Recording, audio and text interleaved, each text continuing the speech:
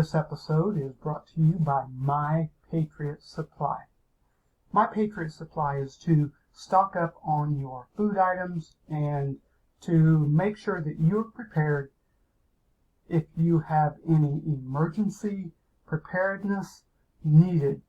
In fact, they have a 4-week emergency supply, and which averages 2,000 calories a day, and you can read on the website of how to go, survival supplies and emergency preparedness gear. They also have several items: water filtration, air purification, survival coffee, and they have the option to buy now and pay later.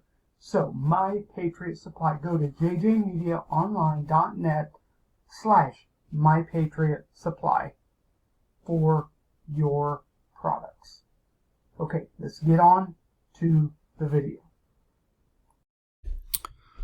Alright, I have 2 articles that I'm going to go over today, and as you've noticed, I've kind of backed off of the articles or the videos to do probably targeting just one a day for a while, and we've had an overload of news, and as we go along and as we are getting back to normal life, I will eventually switch back to tech.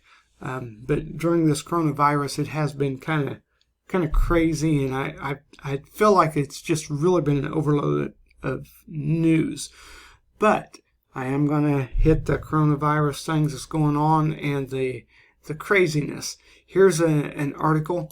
Pelosi wipes her dripping nose with her bare hand, then touches the House floor podium used by other lawmakers. Isn't that, they're pushing all these laws, and of course they're they try to tell you do this, do that, and of course it's the local lawmakers that's making the crazy almost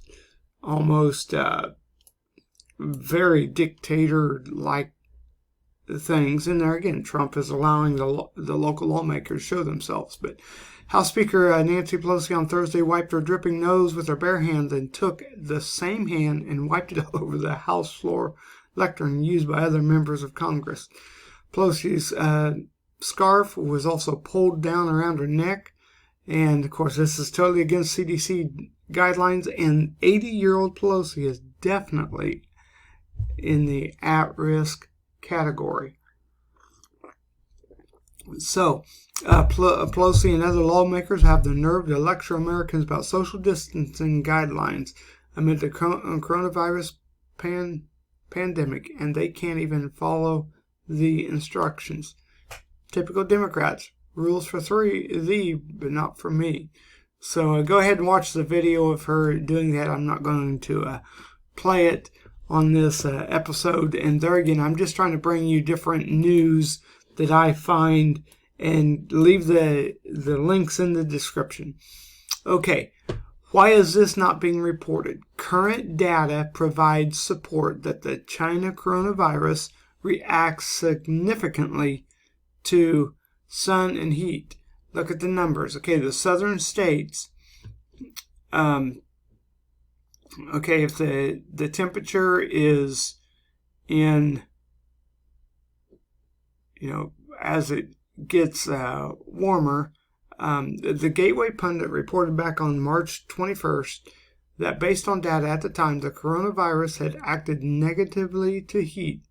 This indicates the virus would behave like strains of flu and die out in the summer months. Okay, and they refer back to the March 21st. The current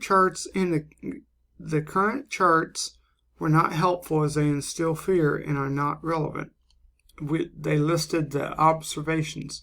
On a per capita basis, the numbers are less concerning. The China coronavirus is spreading, but probably not accelerating. The coronavirus will decline no matter what the media says, and you have a low probability of becoming severely ill with the coronavirus. This is back on March 21st. And then they talked of the virus will likely burn off in the summer like other viruses. So they come on down, and Okay, this explains it. The green area above in the above map is where the virus is currently thriving. It does not do well in the hotter and more humid environments. So what they've done a kind of like a heat map throughout the middle, and there's, of course, I live in Florida right there, but in the southern hemisphere where it's really hot, you notice there's not many stories coming out of the coronavirus. Okay, below is the top 20 states based on the number of China coronaviruses as of April 21st. Okay, let's go. Okay, Florida is in the top, but there again, in the cases, but there again, they are, you have some municipality cities like Miami, West Palm. I've noticed where all the airports are, where there's interaction with a lot of people, and airports coming in from people coming in from all over. I think it is different, but even still, man, that's not really that many. I mean, every death is bad. Okay, 26,000 total cases, and I'm just looking at Florida. Okay, death 3.1%. So that's still, I mean, I thought it was really going to be extremely high. Okay. So now, but we look at the average of deaths per million for the warmer border states. We obtain the average of 70 deaths per million, or 50% national average. When we look at the same average for the northern New England states, and the average escalates to 293 deaths per million, or 213% of the national average. So, okay. Now we got all the northern states.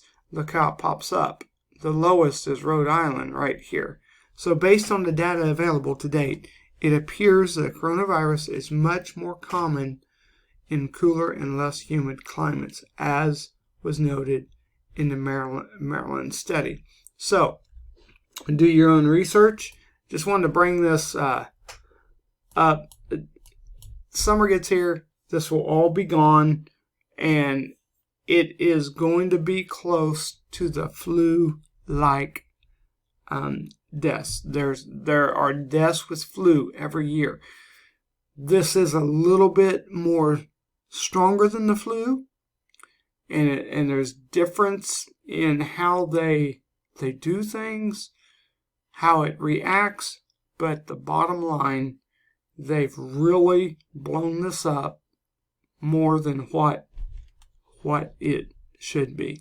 Thank you for watching. Subscribe, like my videos, and connect with us on our social media channels. Have a great day. We'll see you in the next video.